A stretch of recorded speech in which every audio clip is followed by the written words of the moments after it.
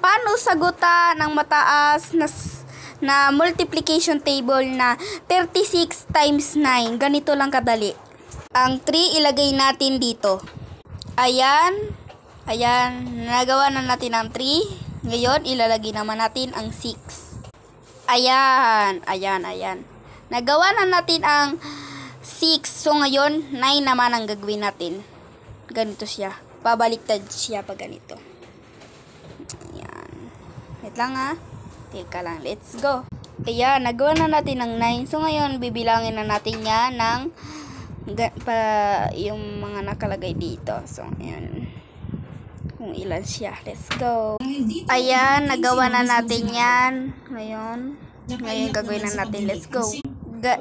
Yan na po, nagawa na natin, kaya ito ang sagot. Ganito lang po ka-simple, dali-dali. Please subscribe. Thank you very much.